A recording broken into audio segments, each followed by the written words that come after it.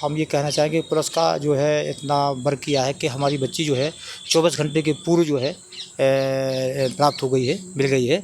हम पुलिस प्रशासन को और मध्य शासन को धन्यवाद देना चाहते हैं कि उन लोगों ने अथक प्रयास करने के कई टीमें बना करके और हमारी बच्ची को सकुशल प्राप्त कर लिया है। हम पुलिस प्रशासन और मध्य शासन को बार बार धन्यवाद देते हैं। बच्ची से मुलाकात हुई आपकी? हाँ, बच्ची की घटना बताया कुछ नहीं है। बोले खाना ना नहीं दिए, पानी देते रहे और हमने कुछ किया, बोले कुछ नहीं किया और पानी देते रहे और खाना नहीं देते रहे और वो तो गाड़ी चलाते रहे, गाड़ी पूरी गाड़ी चलाते रहे और कहीं रुकी नहीं है और हमारे साथ कुछ किया, बोले हमारे साथ कुछ नहीं किया। कितने पे कोई कारण मालूम चला कि क्यों करती है? किस लिए ये बताया था उन्होंने कि चूँकि वो मामा के यहाँ रहती थी अपनी छोटे से। उनकी मामा जो बड़ी थी उनके 4 लड़के थे, बच्ची नहीं थी। तो उन्होंने कहा उनकी मामा ने कि हम इस बच्ची को गोद लेंगे। तो गोद लेके बाहर ललितपुर जिले में बार गाँव आता है, वहाँ रहती थी बच्ची मामा के यहाँ। 1 से 12 तक जो पढ़ती थी। तो वो बच्चा क्या है कि चूँकि ये बच्ची इसमें जो फेदा टाइप जब भी हो प्रेगनेंट टाइप का था, तो उन्होंने मामा से कहा कि इस बच्ची से शादी कराना चाहते। तो उनके मामा बोले शादी कैसे कराएंगे, उनका तो लोग ऐसी में है, वहाँ करेंगे बदतमीजी कैसे। उन्होंने कोई डांटू किया। एक बार बच्ची को जो है उन्होंने फिर बच्ची से कहा, तो उन्होंने रिपोर्ट कर दी। वो जेल चला गया और जेल जाने के बाद फिर वो आया और कल उसका जो है पेपर था BA सेकेंड ईयर का उस बच्ची का।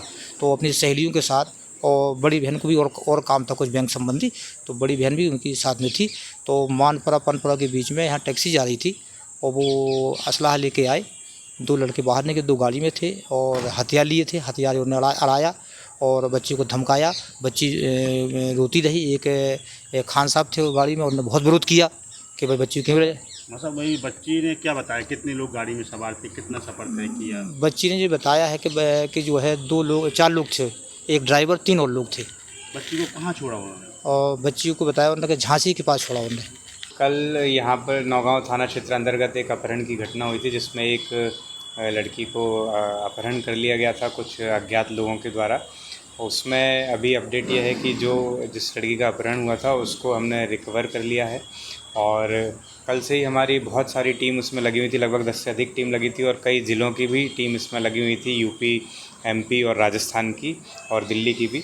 तो उसमें हम आरोपियों की लोकेशन को बहुत हद तक जूम इन करने में सफल हुए थे और फ़िलहाल जो लड़की है वो सकुशल है, उसको परिवार से मिलवाया गया है और विधिवत जो कानूनन कार्रवाई है जिसमें बयान, वीडियोग्राफी और मेडिकल करा के उसको सुपुर्द किया जाएगा।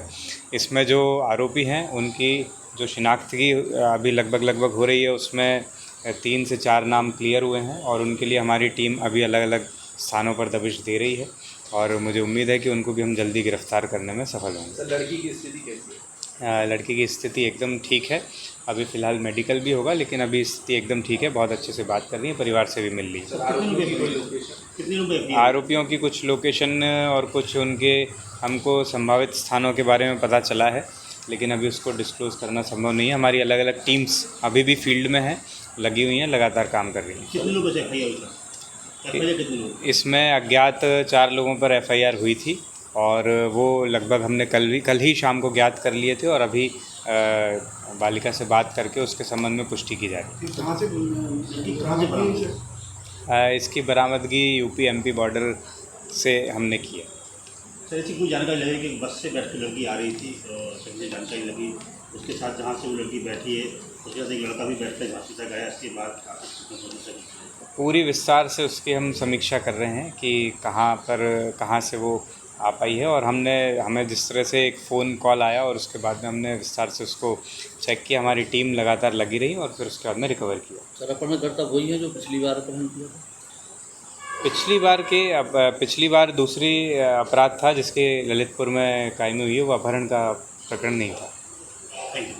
अब अपने सपनों की पढ़ाई कीजिए अपने ही शहर के पास।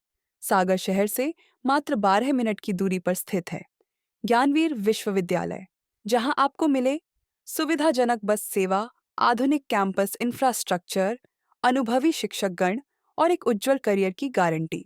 यहां उपलब्ध है प्रमुख पाठ्यक्रम जैसे management, pharmacy, agriculture, engineering, law, fine arts, hotel management, संगीत और नृत्य, पत्रकारिता और जनसंचार, परफॉर्मिंग आर्ट्स, जनरल कोर्सेज, शारीरिक शिक्षा, योग, पीएचडी सभी विषयों में। नए सत्र के लिए प्रवेश प्रारंभ हो चुके हैं।